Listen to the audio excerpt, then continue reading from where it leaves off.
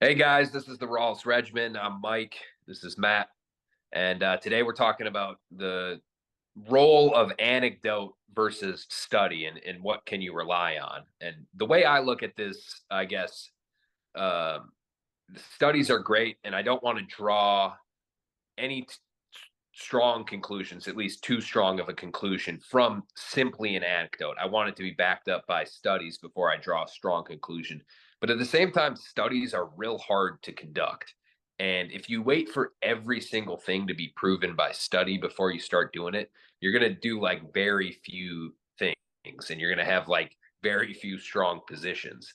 We don't even, we've mentioned in another video, we don't even truly understand exactly how muscle growth is achieved. And we know some of the best ways to achieve it, but we don't know exactly the mechanism behind it. And so, like, if you're waiting for that to be proven before you start trying to build muscle, like, what are you doing? Sometimes I look at the study and I'll see a recommendation from someone who's an expert in the field or even from the study, and it's like you need to get like the one that stands out to me is like there's a cold exposure study that it's like aim for 11 minutes per week. And then for the sauna or heat exposure, it's like try to get 57 minutes. And it's like, well, that's an awfully specific recommendation. Is that because at 57 minutes magic happens? And it's like, of course not. No, that's just what the study studied. And that's the time that they found at that point the results that they found were achieved, but that's just what they Right. had the people do. And That's right. oftentimes that's constrained by a number of things that have nothing to do with the sauna. It's just sometimes that's the only time that they could get people into the lab to study them. Right. And so you look at the, same thing with time restricted eating and stuff like that. Like there's no magic numbers in these areas. And so yeah, no, 11 minutes is not the magical number that you need to do cold plunge every week. That's just what the study studied. They had people do 0 minutes or 11 minutes. And at 11 minutes, there were benefits. At 0 minutes, there weren't. Something like Right. that. I don't know if that's the exact study. Don't quote me on that. But so I think you have to look at the study and go, okay, there was some benefit from this. Now let me try it. And I feel like when I do it this amount, that's how I feel the best. And then you can kind of bring those two together. That's I, kind of the basic view I have of it. I think if I could translate what I think I hear you saying too is you at least approach it. Nothing in the study is particularly definitive, and maybe it's best to use studies in combination then with your own individual feedback as sort of a guideline rather than a prescriptive rule. Yes. I So mean that's yeah, a yeah. study I can was just help gonna point say, you in the direction. yeah, guidelines versus rules is a good way to go in any of these topics anyway. But I didn't Yeah. mean to interrupt. No, so I mean, I think what you just said is right. I mean, those studies oftentimes are only looking at, say, that specific 11 minutes or whatever the conclusion is keep in mind basically an average, roughly speaking, not always literally the average, but roughly Yeah. an average of what works for a particular, sample of people. um, that is actually never applicable to any one individual.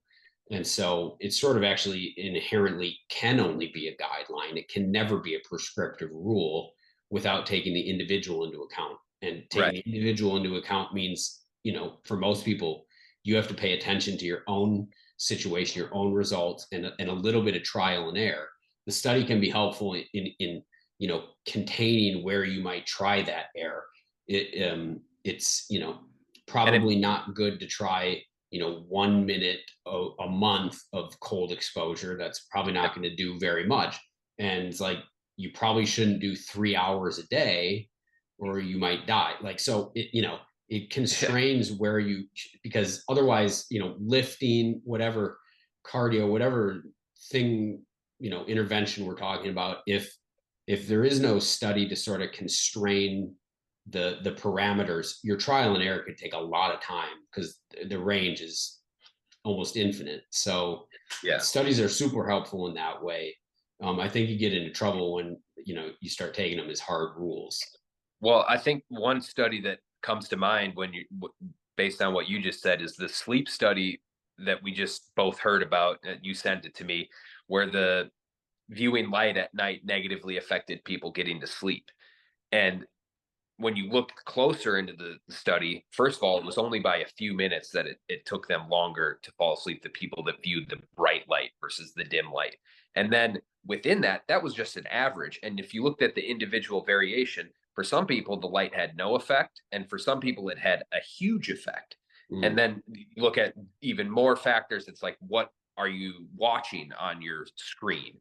And what are you doing on your screen? And then it's like some people, if they watched like a super intense horror movie, it really affected their ability to fall asleep. Some people were doing that with bright light and it didn't affect them at all. So that's where, like you said, it's the individual variation. You really can't take a study as a hard and fast rule for you personally until you try it out yourself.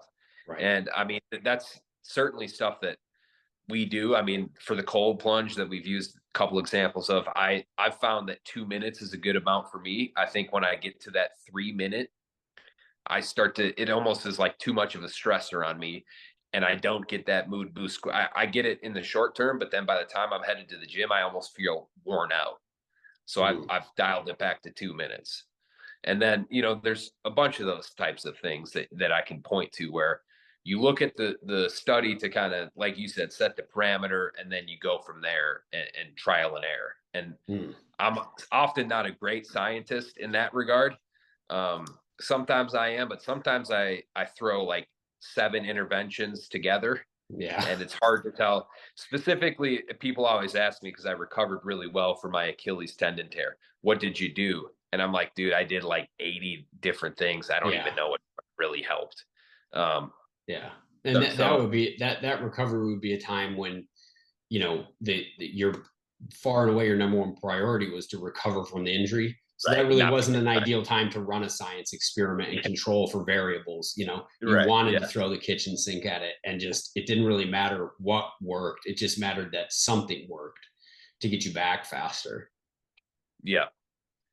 Is there anything for you specifically dealing with CF that I mean, because I know you have not always just I'm not in the meetings with the doctors, but you don't necessarily just go in and do exactly what they say without looking into it yourself, and then also trying to apply different different interventions to just try to see what makes a positive difference. Well, I do, but also I have good doctors that they themselves don't necessarily approach it like that.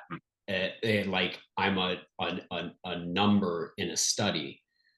They know what the studies say about a certain drug or something, and then they say, well, based on this, we should try it for you, and we'll track all kinds of metrics and results, and listen to how you feel, your feedback, and then together we can make a decision about what's right. Otherwise, in some sense, there would be no need for the doctor. There would be no need for Right.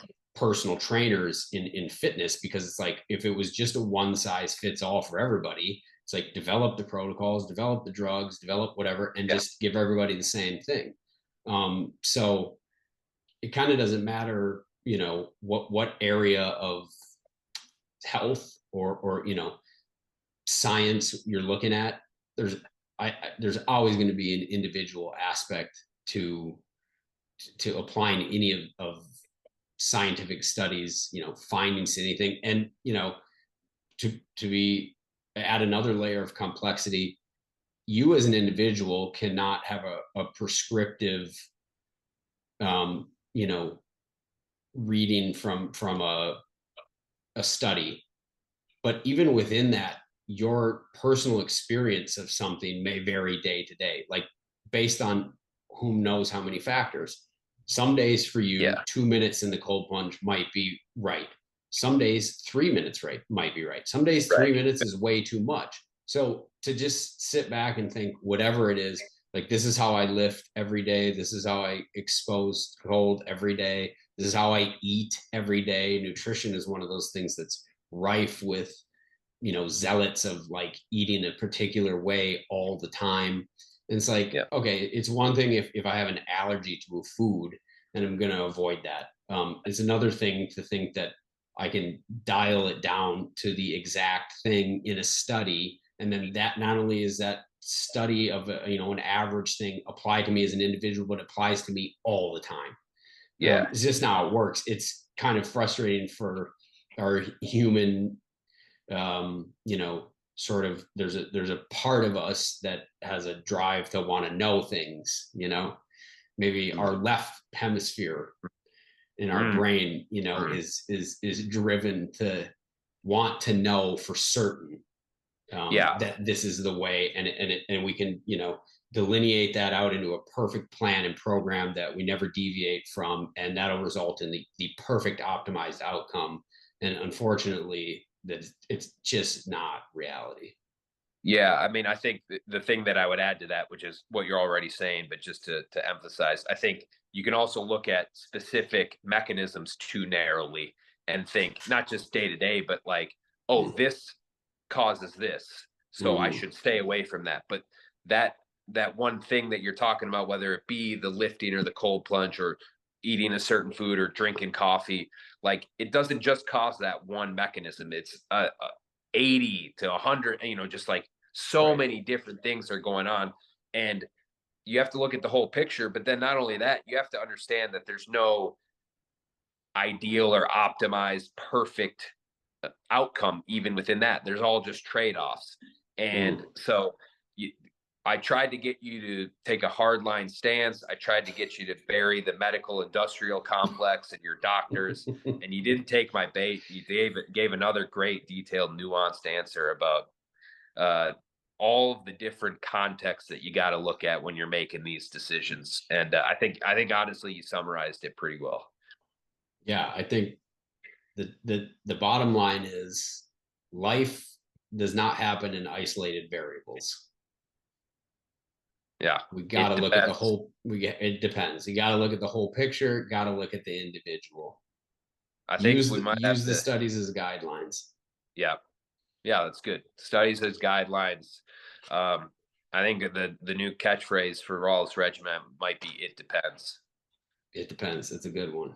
It depends. It depends because that is true. It does depend. Yeah, Almost everything, yeah, unless you're a left hemisphere nut. yeah.